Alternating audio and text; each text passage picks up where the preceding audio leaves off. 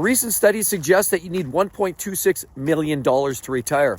On top of that, if you take your last year's earnings and you multiply it by 10, that's what a number that a lot of so-called experts say that you actually need in order to comfortably retire. But it's a sad state of affairs when you consider what an average median salary is today. And even say, assuming $100,000 was your last best year, of course, of your earnings. $100,000, at least in Canadian world, the taxation system means you only have $50,000 left at the end of each year. Now let's assume you've made that same amount of money for your entire career. That really doesn't leave a whole lot.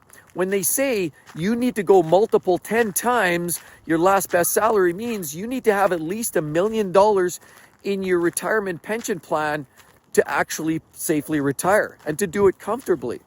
But let's back this track up and consider the fact that at $1 million, divide that by a 40-year career, that means that you're going to need to save $25,000 every year of after-tax, primarily after-tax earnings to actually put aside to earn that $1 million in the first place, because you consider that a $100,000 salary is generally taxed at 45 to 50%, at least in Canada.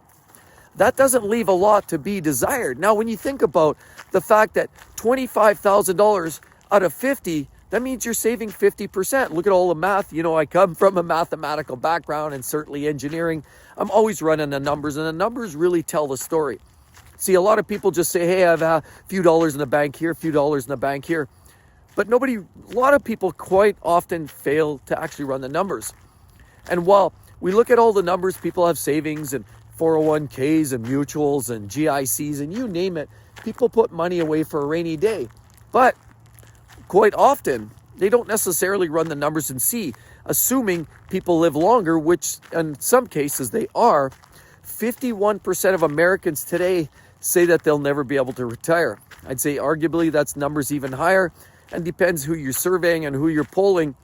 The very idea of retirement, or certainly retiring, seems more like a privilege than anything else. I mean, there was a time many moons ago where you'd consider retirement was a high possibility for most people. You'd retire, maybe you have your defined benefits pension plan, possibly you had some other, savings, whether through your company, they match your RSPs or match some of your inputs. And then other companies certainly would just give you money for every hour worked. On top of it, your Social Security or your CPP seem to just stretch further with the cost of living crisis. It just doesn't seem people have the money that they once did to try to make ends meet, especially considering people are generally living a little bit longer. So does this in fact seem like people are generally having the opportunity to live and retire? Well, the fact remains is it does feel a little bit more like a privilege these days. It's a sad state when you actually run the numbers and you think about this for a sec. If you've made $100,000 a year for your entire career and half of that is gone because of taxation, that doesn't leave you much. You've literally had to put 50% of your savings away since the time you started work way back 40 some years ago for you to possibly retire at what seems to be the right number. Now, everybody's in a different spot. Certainly everybody makes a little bit more money. Some people make 50 grand a year. Some people make 300,000 a year. But when you consider the average $80,000 to $100,000 household income, that doesn't actually leave a whole lot when you consider retirement.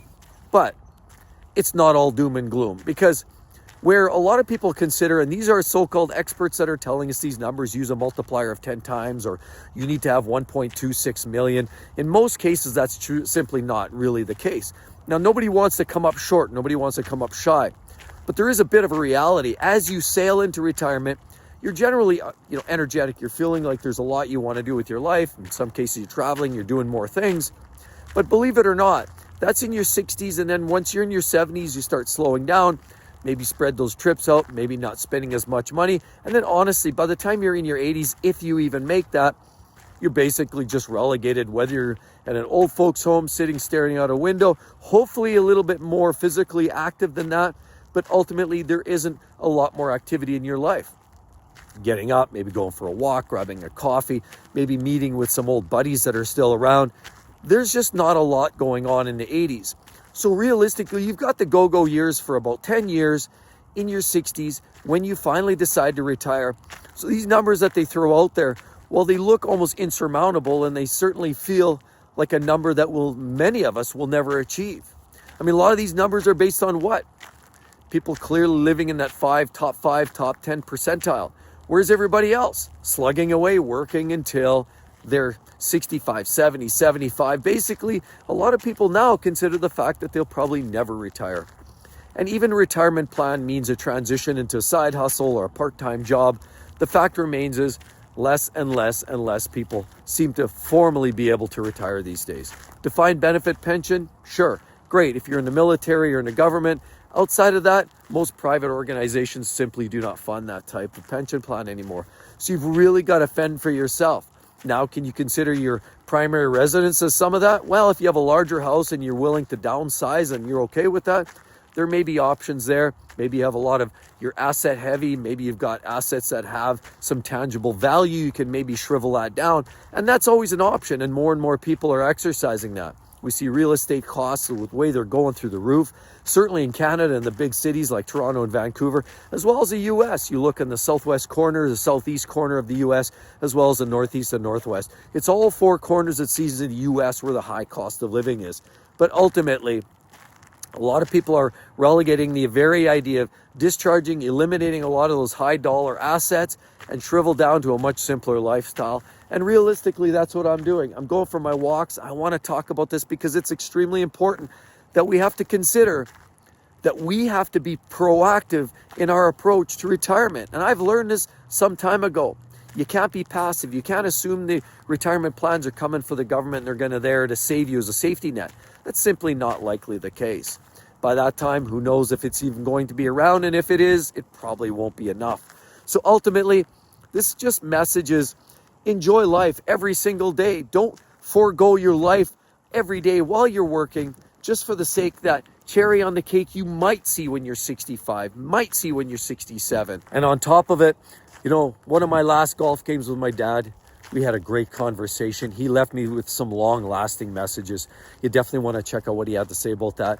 And on top of it, I hope you all have a wonderful day. We'll see you real soon. Bye-bye.